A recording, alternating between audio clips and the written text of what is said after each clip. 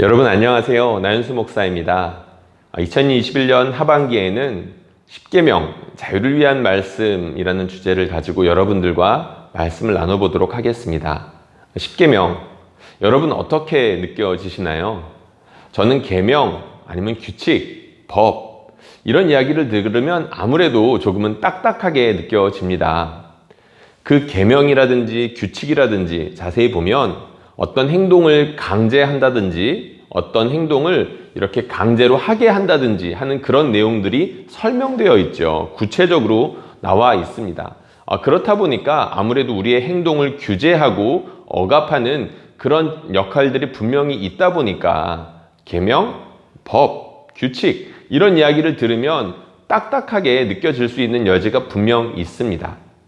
그런데 우리가 모두가 다 인정하는 것처럼 함께 사는 세상에서 규칙 혹은 법이라는 것이 없게 된다면 대단히 혼란스럽겠죠.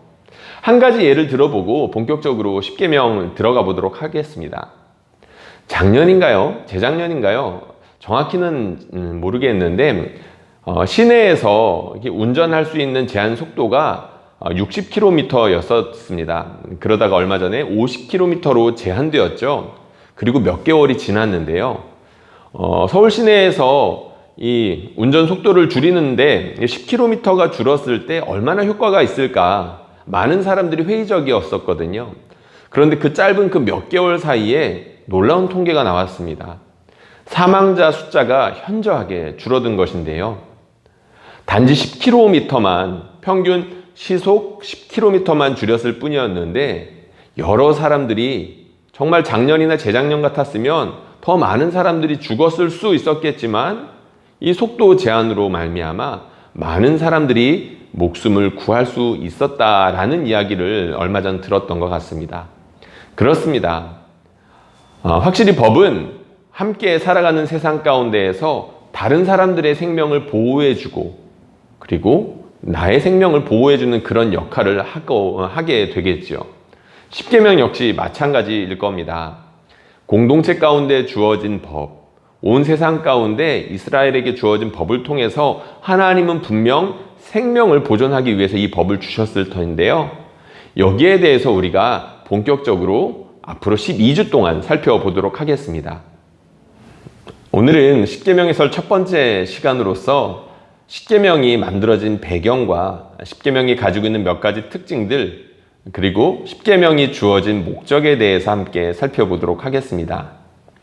첫 번째는 십계명이 주어진 맥락, 배경이라는 건데요. 모든 법에는 그 법들이 주어진 배경이라는 것이 있습니다. 그 법이 필요했기 때문에 그 법이 만들어졌다는 거죠.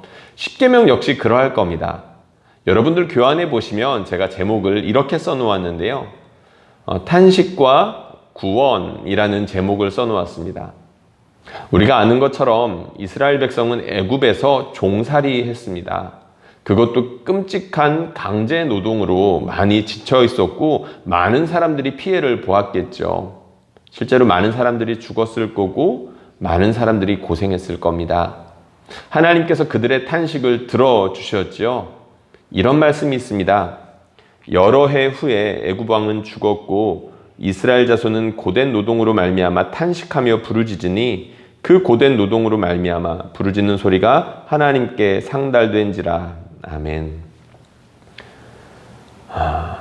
요셉을 알았던 왕들이 죽었고 그리고 이스라엘 백성이 그 땅에 어떻게 정착했는지에 대해서 아무도 모를 때쯤, 그러니까 많은 시간이 흘렀다는 얘기겠죠.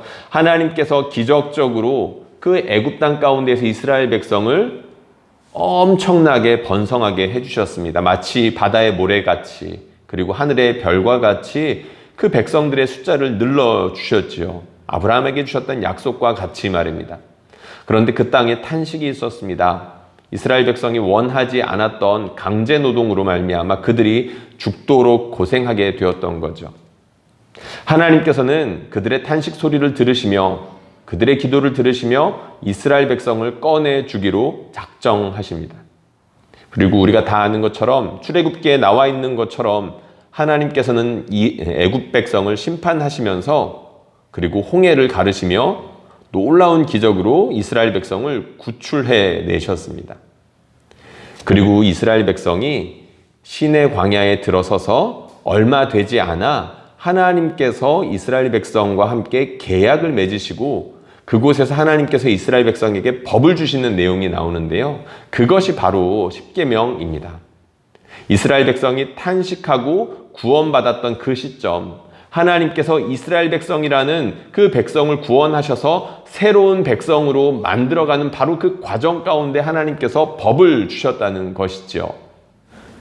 하나님께서 이스라엘 백성의 탄식을 들으시고 놀라운 기적으로 그들을 구원하셨다는 이 사실은 우리에게 중요한 사실을 한 가지 암시해 줍니다. 하나님께서 그들에게 십계명을 주신 이유가 적어도 그들을 억압하거나 또 다른 핍박으로 그들을 나쁘게 만드시기 위해서 주신 것이 아니라는 점이지요. 하나님께서 십계명을 주셨는데 이 법이라는 것이 느끼기에는 뭔가 딱딱하고 구속받는 느낌이 들고 하지만 하나님께서 이스라엘 백성을 구원하신 이후에, 그러니까 그들을 자유롭게 해주신 이후에 주셨다는 겁니다. 왜일까요? 무언가 더 좋은 것들을 주시기 위해서, 그러니까 십계명을 지키면 지킬수록 그들의 상태가 더욱더 나아지고 그들의 모습이 더욱더 발전하기 때문에 하나님께서 그것을 주시지 않았을까, 이렇게 짐작해 볼 수 있다는 것이죠. 실제로 십계명이 가지고 있는 여러 가지 특징들과 십계명의 목적을 살펴보면 우리가 그 십계명이 주어진 더욱더 큰 이유, 그리고 은혜로운 이유들을 우리가 발견하게 될 것입니다. 그렇다면 십계명은 어떤 특징들이 있을까요? 첫 번째로 십계명은 이스라엘 공동체에 주어진 법이다라는 것을 우리는 알아야 합니다. 다시 말해서 이 십계명이 다른 여러 민족들에게 먼저 주어진 것이 아니라 먼저 하나님께서 구원하셨던 이스라엘 백성에게 주어졌다는 거죠. 이스라엘 백성이 처음 구원받고 나서 궁금해했을 겁니다. 도대체 우리를 이렇게 놀라운 방법으로 구원하신 하나님은 어떤 분이실까? 이스라엘 백성이 살던 그 시대는 신들의 세상이라고 할 만큼 많은 신들이 있었죠. 실제로 신이 존재했다라기보다는 많은 사람들이 많은 신들을 섬기던 그런 시대였다는 겁니다. 그러니까 이스라엘 백성, 그들을 구원하신 하나님 여호와 하나님은 당시에 많은 사람들이 섬겼던 또 다른 많은 신들과 경쟁 관계에 있었던 하나님이신데 그 하나님이 구체적으로 어떤 분이신지 알 필요가 있었다는 거죠. 하나님 어떤 분이십니까? 십계명의 서원이라고 할 수 있는 20장 초반 부분과 19장 부분에 어떤 내용들이 있냐면 하나님께서 이스라엘 백성을 구원하신 분이시다라는 내용이 나와 있습니다. 그 내용들이 반복되고 또 다른 표현으로 이렇게 나와 있는데요. 십계명을 주신 분은 다름 아니라 이스라엘을 사랑하셔서 구원하신 분이시다라는 내용이 나와 있다는 거죠. 이스라엘 백성은 이것을 통해서 하나님이 어떤 분인지 알았을 겁니다. 그리고 물론 하나님이 어떤 분인지에 대한 내용은 거기서만 등장하는 것이 아니라 1계명부터 10계명까지 차근차근 우리가 그 계명을 곱씹으면 곱씹을수록 알게 되는 중요한 사실, 바로 하나님이 어떤 분이시구나 라는 것이죠. 동시에 이스라엘 계명에게 주어진 계명입니다 라는 이 특징은 이스라엘 백성이 어떻게 살아야 하는지를 알려주는 그런 법이 되었습니다. 이스라엘 백성이 구원을 받고 애굽 땅이 아니라 온전히 그들만의 민족으로 그들의 나라를 세워야 하는데요. 하나님께서 이스라엘 백성, 이스라엘 나라는 이런 나라가 되어야 한다. 내 백성은 이렇게 살아야 한다라는 것들을 마치 헌법과 법률처럼 규정해 주시면서 내 백성은 이렇게 살아가는 백성이어야 하고 내가 만드는 백성은 이런 모습을 하게 될 거야 라는 청사진을 보여주는 그런 계명과도 같은 것이 바로 십계명이었다는 것입니다. 그리고 십계명이 가지고 있는 중요한 특징 두 번째는 바로 하나님의 법을 요약하고 있다는 특징입니다. 이것을 위해서 제가 몇 가지 인용구를 가지고 왔는데요. 루터는 이런 말을 했습니다. 십계명을 온전히 아는 사람은 성경 전체를 아는 것이다. 그리고 제가 사도신경과 주기도문에서 종종 인용했던 스테니아우어스라는 윤리학자는 또 이런 이야기를 하기도 했습니다. 십계명은 간결하고 명료하되 상세하지는 않다. 이는 그 계명들의 적용에 관해 우리가 숙고하고 논의해야 하며 라는 이야기를 했는데요. 십계명, 한 나라가 법을 가지고 있는데 그 법의 개수가 딸랑 10개다 라고 짐작하는 것은 사실 조금 어렵죠. 왜냐하면 인간 사회는 그만큼 복잡하고 규제해야 되거나 장려해야 될 일들이 많이 있기 때문입니다. 사람들이 많으면 많을수록 더 그렇게 되겠죠. 그런데 이제 하나님께서 이스라엘 백성에게 십계명을 주셨는데 그 계명은 하나님의 전체 법을 요약하고 있는 성격을 가지고 있다는 것입니다. 예를 들자면 헌법이 있는데 그 헌법은 모든 법률이 지향하고 있는 가치를 보여주고 있다라고 할 수가 있겠죠. 십계명 역시 그러합니다. 성경에 보면 수많은 율법들이 등장하는데 그 율법들이 어떤 방향을 가르치고 있는지, 어떤 가치를 지향하는지에 대해서 제시해주는 원리와도 같은 말씀이라는 것이죠. 그래서 실제로 출애굽기나 신명기나 그런 이제 법들이 많은 책들을 보면 이 십계명의 순서들을 따라서 여러 가지 구체적인 법률들이 등장하는 것들을 볼 수가 있습니다. 예를 들자면 하나님께서 1계명, 2계명, 3계명들을 주셨는데 이스라엘 백성이 이러한 상황에서는 1계명들을 이렇게 지켜야 되고 이런 상황에서는 2계명을 이렇게 지켜야 되는 내용들이 그렇게 순서대로 나오는 것들을 알 수가 있다는 거죠. 이것은 구약에만 국한되는 것이 아닙니다. 예수님께서도 십계명에 있는 몇 가지 말씀들을 뽑아서 더 구체적인 말씀들을 해주셨죠. 그리고 사도 바울 역시 마찬가지입니다. 그는 각각의 교회 가운데 여러 가지 권면들을 하는데 그 권면들을 잘 뜯어보면 십계명의 순서를 따르는 경우들이 몇몇 경우들이 있습니다. 그만큼 권위가 있는 순서였다는 것이고 그리고 그만큼 많은 성도들 역시 그 십계명이 무엇이고 그 순서가 어떠한지를 알았다는 거죠. 그런데 예수님이나 사도 바울 뿐만 아니라 구약에 있는 여러 선지자들이나 율법사들이 이 계명들을 원리 삼아서 그들이 처한 상황, 그들의 백성이 처한 상황들 가운데에서 구체적으로 풀어주는 역할들을 했다는 겁니다. 그러니까 십계명은 요약인 것이고 그 요약한 것들에 대해서 이 법에 대해서 우리가 구체적으로 생각하고 묵상하면서 이 법을 지금 나에게 그리고 우리가 처한 이 세상 가운데 어떻게 실천해야 되는지에 대해서 우리가 고민하고 이것을 구체화할 필요가 있다는 것이죠. 그리고 십계명이 가지고 있는 중요한 특징 세 번째는 바로 심판과 보상을 포함한 상호 계약이라는 점입니다. 상호 계약. 하나님과 이스라엘 백성 사이에 계약을 맺었다는 거죠. 하나님께서 이 계명을 주시면서 너희가 이 계명을 잘 지키면 이러한 상들을 줄 것이고 이러이러한 보상을 줄 거야. 그런데 너희가 이 계명을 지키지 않았을 경우에는 너희는 나에게 이러한 심판을 받을 것이고 이러한 벌을 받을 거야. 그러니까 보상과 심판이 함께 약속되어 있는, 결부가 되어 있는 그런 계약이라는 겁니다. 상호 계약이라는 거죠. 하나님께서만 일방적으로 그것을 이렇게 선포한 것이 아니라 이스라엘 백성도 그 선포에 합당하게 우리가 그렇게 지키겠습니다 라고 함께 계약서에 서명하는 그런 행위가 있는 그런 법이었다는 거죠. 실제로 그러한 일들이 있었습니다.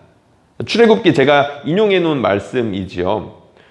출애굽기 24장 6절에서 8절까지 보면 이런 말씀이 있습니다.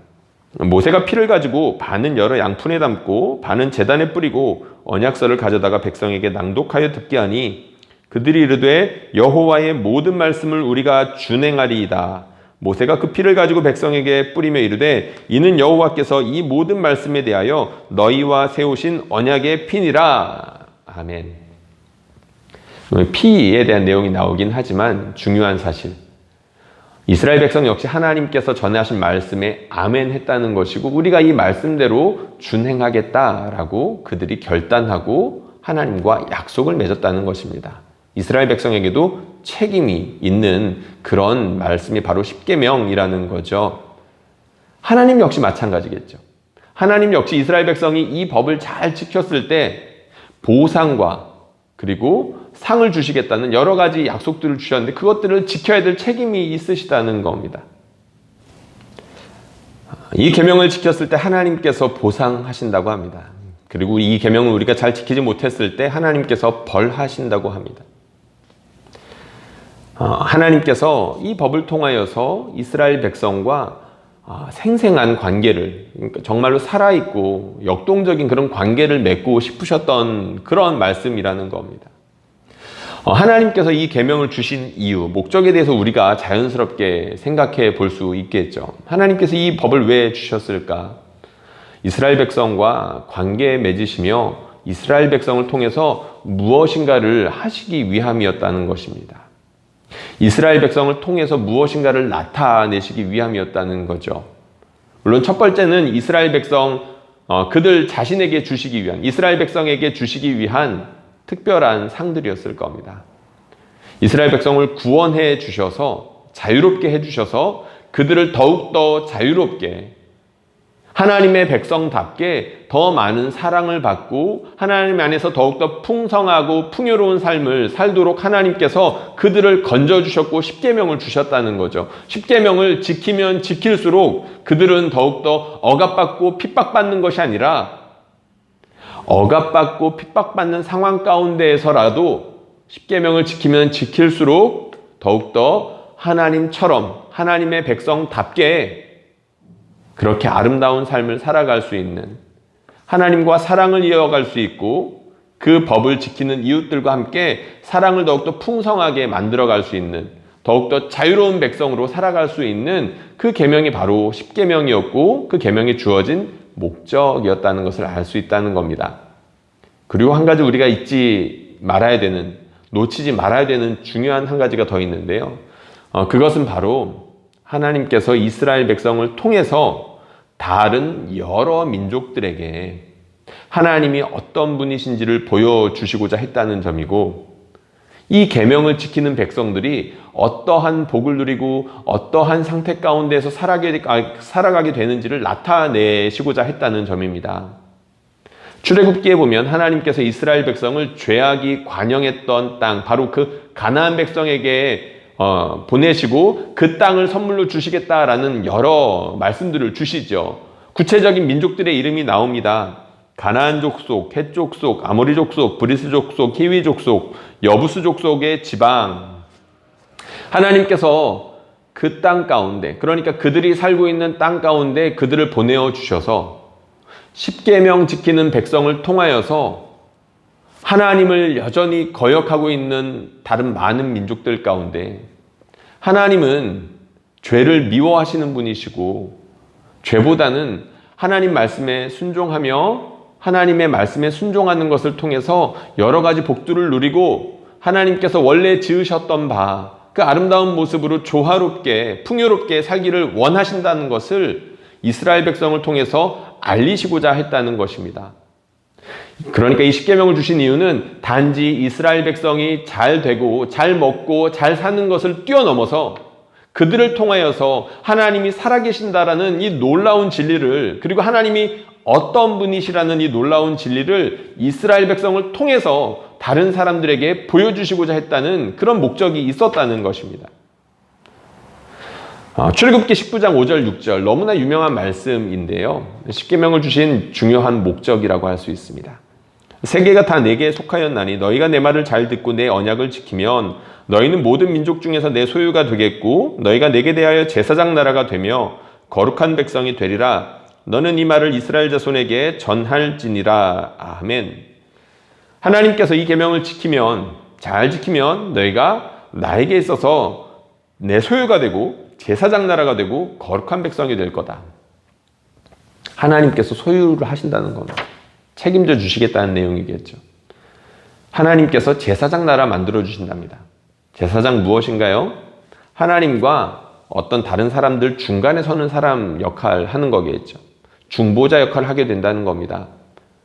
제가 막 소리 높여서 말씀드렸던 것처럼 이스라엘 백성을 하나님과 다른 여타 민족들과의 사이에 세우셔서 그들을 통하여서 하나님이 어떠한 분인지를 나타내시기로 작정하셨다는 거죠. 그리고 우리가 계명을 더 잘 지키게 될 때에 그 계명을 지키는 모습을 통하여서, 그리고 그 계명을 지키는 자들에게 하나님께서 복 주시는 모습을 통하여서 하나님께서 온 세상 가운데 영광 받으시기로 작정하셨다는 것입니다. 이것이 바로 십계명이 주어진 목적이겠죠. 우리가 십계명이 가지고 있는 맥락과 그리고 특징들, 그리고 목적에 대해서 간단하게 살펴봤는데요. 제가 이번 십계명 강의에서는 교환 마지막 부분의 결론 부분을 이렇게 정리해서 놓으려고 합니다. 제가 그 부분을 함께 읽어볼 건데요. 여러분들도 소리를 내서 한번 같이 따라서 읽어주시면 좋겠습니다. 제가 읽겠습니다. 하나님께서는 이집트 땅에서 강제 노동하던 이스라엘의 탄식을 들으시고 아브라함에게 하셨던 약속을 기억하셨습니다. 하나님께서는 그들을 핍박하고 억누르던 이집트를 벌하시고 이집트 땅에서 구원해 주셨습니다. 그리고 그들에게 계명을 주시고 계약을 맺었습니다. 이집트 땅에서 바로의 법을 따르며 고통당하던 이스라엘에게 하나님의 법을 주셔서 그 법을 따르는 하나님의 백성을 만드시고자 하셨습니다. 그리고 이것은 핍박당하던 이스라엘에게 하나님 안에서 자유를 누리게 해주신 것입니다. 예수님께서 진리를 알지니 진리가 너희를 자유케 하리라 하고 말씀하셨습니다. 하나님의 법을 따르는 것은 나와 우리 공동체 하나님의 피조 세계를 동시에 유익하게 만들 수 있는 유일한 방법입니다. 십계명 하나님께서 이러한 이유로 주셨다는 겁니다. 우리가 본격적으로 다음 시간부터는 1계명과 2계명, 3계명 이렇게 차례대로 살펴보게 될 건데요. 각 계명을 살필 때마다 하나님의 이러한 목적이 더욱더 선명하게 드러나게 될 것입니다. 그리고 그 중에서도 특별히 1계명이 제일 중요하겠죠. 여러분들 기대해 주셨으면 좋겠고요. 기도하시면서 이 10계명을 여러분들의 계명으로 다시 한번 만들 수 있는 그런 좋은 시간을 가지셨으면 좋겠습니다. 첫 번째 강의를 마치겠습니다. 강의 시청해 주신 여러분들 감사드립니다.